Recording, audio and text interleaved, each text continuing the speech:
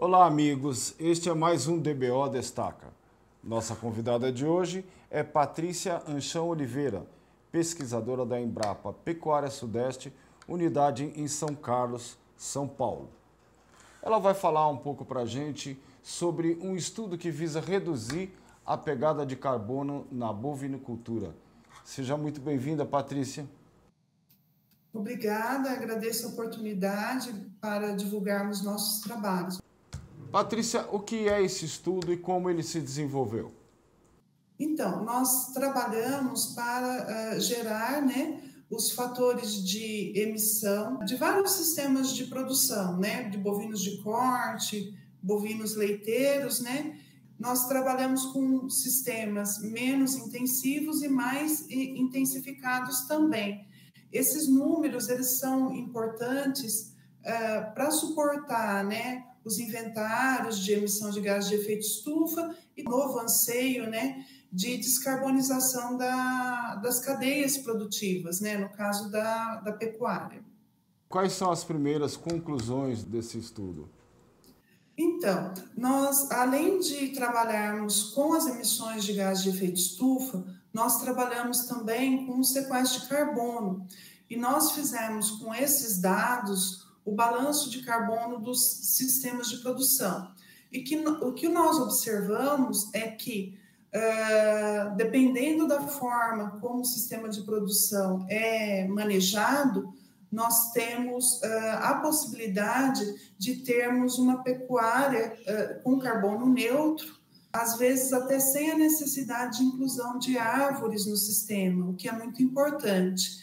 Nós obtivemos para o gado de corte e para o gado de leite também uma pegada de carbono bastante baixa em relação aos outros países. Então, nós tivemos assim uma notícia positiva relacionada aos resultados dos experimentos.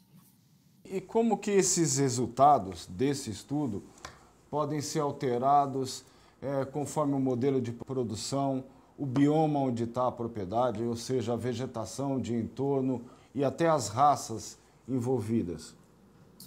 Então, todos esses fatores, eles acabam influenciando o resultado das emissões de gases de efeito estufa.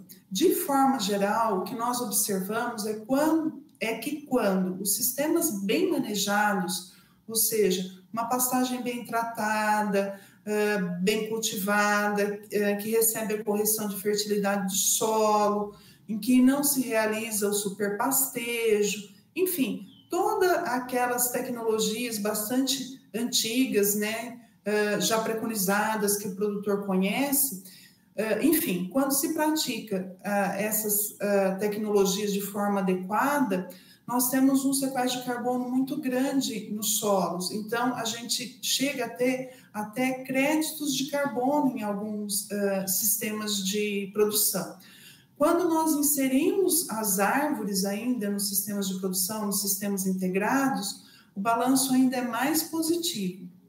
Entretanto, se nós praticarmos uma pecuária com a pastagem degradada, enfim, animais com efeito sanfona, que perdem peso na época seca, superpastejo, técnicas não recomendadas, já reconhecidas que são técnicas ruins, além de elas comprometerem de forma econômica esses sistemas de produção, que daí já estaria afetando a sustentabilidade, essa pastagem, ela perde matéria orgânica do solo. Então, eu somo a perda da matéria orgânica do solo com a emissão de CO2, mais as emissões dos animais, enfim, de algum pouco insumo que seja utilizado, e isso é muito negativo. Então, nessas condições, a gente tem um balanço de carbono comprometido, uma pegada mais alta dos produtos que ali saírem, dependendo se é leite, se é carne, não é uma situação muito favorável. Patrícia, eu queria entrar um pouquinho nesses números, Você já me explicou, e eu queria levar isso para o nosso leitor, A questão do número de árvores por vaca, nos modelos do estudo. Até para que a gente possa tirar um pouco essa suposta pressão do produtor em relação a esse número? A questão das árvores, nós calculamos para aqueles sistemas que não foi possível abater as emissões dos animais, ou seja, mitigar as emissões dos animais com sequestro de carbono no solo.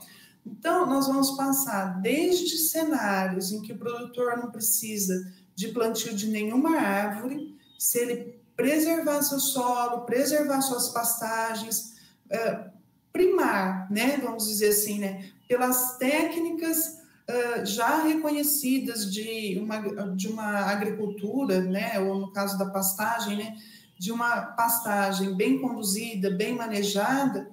Então, nós vamos ter esse cenário da não necessidade de árvores até cenários onde eu tenho, vamos supor, para vacas, né, vacas muito produtivas, daí obviamente elas vão emitir mais metano, porque vão ingerir mais, e daí o que ocorre? Ao mesmo tempo que eu tenho uma baixa emissão por litro de leite, porque a produção é alta, isso é extremamente favorável, eu ainda necessito de algum plantio de árvore nesses sistemas de produção. Então, isso variou no nosso estudo de 33 até 50 árvores para cada matriz.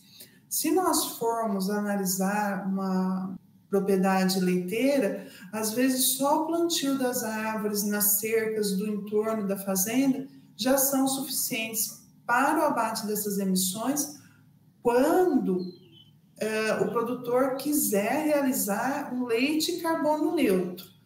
Agora, se ele quiser realizar um leite baixo carbono, simplesmente o fato dele realizar uma dieta adequada e cuidar das suas áreas de pastagem, das suas áreas de silagem, já é, pelos nossos estudos, já é suficiente para ele ter uma pegada de carbono bastante baixa.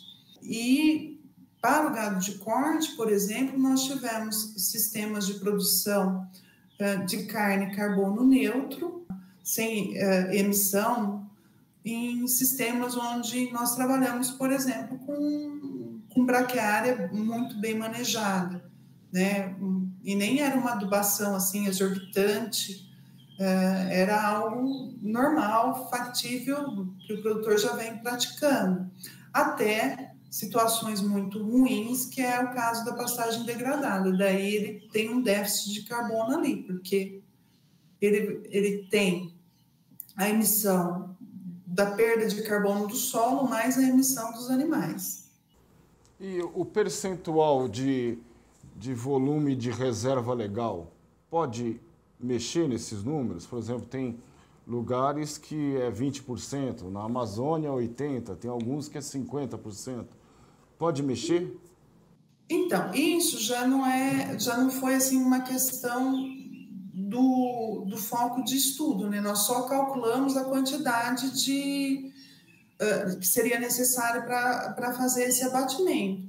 Mas, com as regulamentações do mercado de carbono e sendo aceita pela certificação, eu não vejo por que, especialmente nas fazendas aqui, nos nossos biomas que vão precisar, às vezes, reconstituir ou fazer um replantio ou comprar uma área de mata para atender, né, ao CAR, essa coisa toda, eu veria com bons olhos poder usar as áreas de preservação permanente, de reserva legal para abater essas emissões, mas isso tudo não depende da gente, né? Isso depende de toda uma regulamentação dos órgãos, né, do mercado de carbono, na verdade. Mas o sequestro de carbono no solo, e as pastagens têm um potencial muito grande de sequestrar carbono no solo, já seria uma vantagem muito grande para os sistemas de produção brasileiros. Só para a gente tentar assim, tornar um pouquinho objetivo, se a pesquisadora não aconselha o produtor, o pecuarista, pensar em número de árvores por vaca, né? Qual seria o caminho?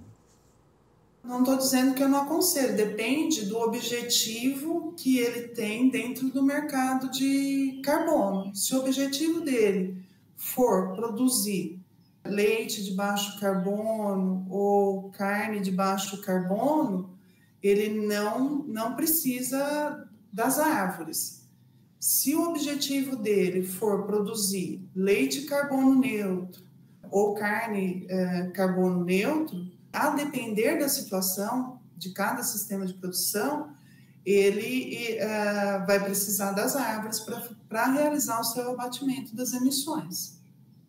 Então, não é uma questão de eu aconselhar ou não, é uma questão de escolha do produtor rural em função do sistema de produção que ele tem.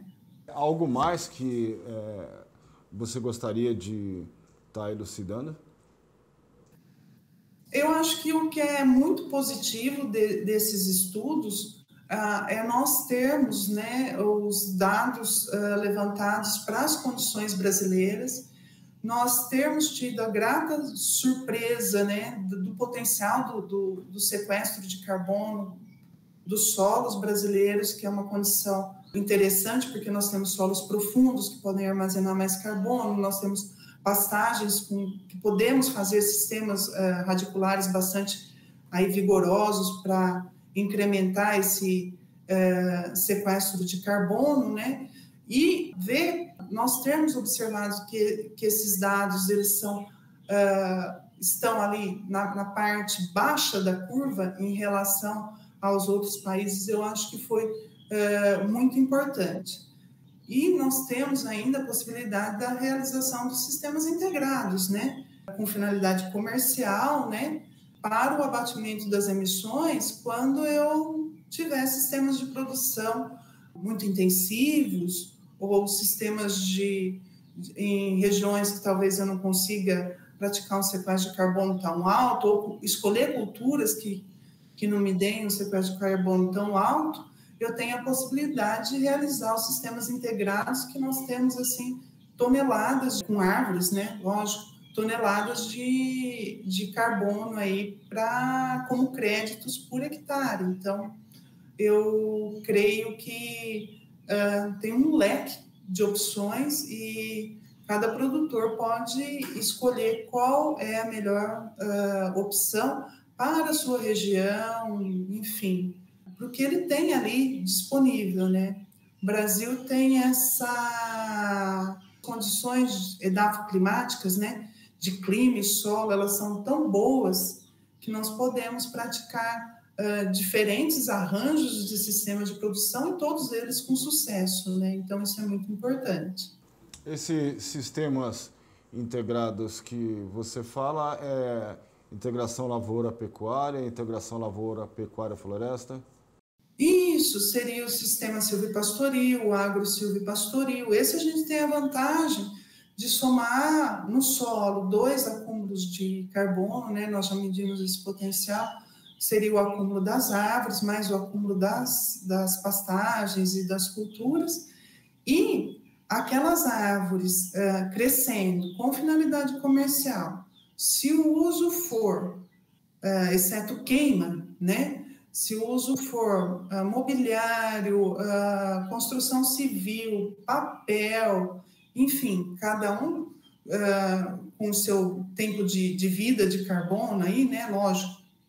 Se for para mobiliário, eu tenho aí um carbono por um tempo longo, né? 20, 30, quanto durar aquele material. Construção civil, a mesma coisa. Papel, menos tempo. Mas todo esse material usado de forma comercial, ele pode entrar nesses sistemas de produção fazendo o abate da emissão, né? E se forem árvores frutíferas, da mesma maneira, aquele crescimento daquela árvore, ele pode ser considerado desde que depois eu dê um fim que não seja a queima para aquela madeira, quando eu for renovar aquele pomar, tudo. E outra coisa muito interessante desse estudo é que esse número de árvores e número de animais, essa relação, a gente fez uma relação anual. Então, por exemplo, se eu vendo um animal e no outro ano eu compro outro animal, ou eu ponho outro animal no lugar, aquela árvore que estava crescendo, que era relacionada com aquela vaca do sistema que foi descartada, ela pode ser usada para outro animal, porque as taxas são anuais. Então, isso reduz a quantidade de árvores, talvez, que uma pessoa tenha imaginado que para cada animal que ele tenha na vida, ele tenha que plantar aquela quantidade tal de árvores. São taxas anualizadas, então isso é importante a gente explicar. Então, se o produtor, no caso, né, de um leite intensivo, com vacas de altíssima produção, em que eu tenho a limitação de realizar o sequestro de carbono no solo, por exemplo, que eu tenha que ter 30 árvores por vaca, se eu tiver lá 300 árvores num hectare, perdão, em 2 hectares talvez de sistema integrado, ela vai estar abatendo a emissão de 10 animais sempre daquele rebanho, né, 10 matrizes. Patrícia, eu tenho uma curiosidade. Como é que se chega a essa conta? Nós fazemos toda a medida da emissão de metano entérico das vacas, nós fazemos toda a medida de emissão de óxido nitroso do solo e de metano do solo também, né? Às vezes tem consumo de metano. Nós fazemos o sequestro de carbono, que é a retirada de CO2 da atmosfera e o armazenamento disso, vamos dizer assim, a grosso modo, como matéria orgânica no solo, até 1 metro de profundidade. E nós medimos o crescimento dessas árvores e o teor de carbono dessas árvores no fuste, né, que seria, vamos dizer assim, no tronco, né, na parte que vai ser comercializada. Com todos esses dados, nós transformamos todos eles em CO2 equivalente e nós fazemos o balanço dos sistemas de produção. E tem sistemas de produção que, mesmo sem o plantio de árvore, ele consegue fazer o abatimento da emissão de todos os animais que estão ali. E não era lotação pequena, sabe? Lotação aí para gado de corte de ao redor de 2,5, 3 animais por hectare ano, sem a necessidade de plantio de árvores. Outros sistemas de produção, o balanço de carbono, ele gerou um produto de baixo carbono, mas não é um carbono neutro, né? Que seria a descarbonização total, que é o cenário mais exigente que a gente teria em termos de carbono. Patrícia, nosso muito obrigado pelas informações. Eu agradeço mais uma vez a oportunidade e estamos à disposição. Obrigada. Eu falei com Patrícia Anchão Oliveira, pesquisadora da Embrapa Pecuária Sudeste em São Carlos, São Paulo. Este foi mais um DBO Destaca.